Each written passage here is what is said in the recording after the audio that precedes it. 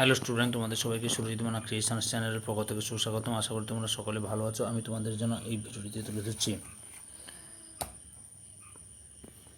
2024 second সামেট evaluation তথা second unit test তথা দ্বিতীয় পর্যায়ক্রমিক মূল্যায়নের জন্য একটি স্কুলের ক্লাস 8 তথা অষ্টম শ্রেণীর বেঙ্গলি অর্থাৎ বাংলার প্রশ্নপত্রটি তুলে ধরছি।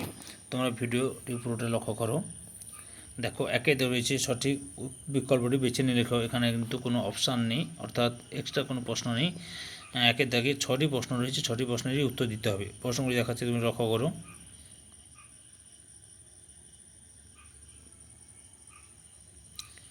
তিন, 4 দাগ, 5 দাগের 5 এবং 1-এর 6 দাগ।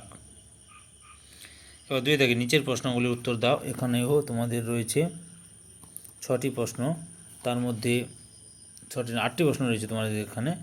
2 দাগে 8টি প্রশ্ন রয়েছে, তার মধ্যে 6টি করতে হবে। দেখো, 8টি প্রশ্ন করবো, লক্ষ্য করো। 1 নম্বর প্রশ্ন, 2-এর 2 নম্বর প্রশ্ন, 2-এর 3 নম্বর প্রশ্ন, 2-এর 4 নম্বর প্রশ্ন, 2-এর 5 নম্বর প্রশ্ন, 2-এর 6 নম্বর প্রশ্ন। এর পরের পেজটি লক্ষ্য করো। 2-এর 7 নম্বর প্রশ্ন এবং 2-এর 8 নম্বর প্রশ্ন। দেখেছ? 3-এর দাগে যে কোনো 2টি প্রশ্নের উত্তর দাও। এখানে রয়েছে 3টি প্রশ্ন রয়েছে, তার মধ্যে 2টি প্রশ্নের উত্তর দিতে হবে তোমাদের। দেখো, লক্ষ্য করো প্রশ্নগুলি।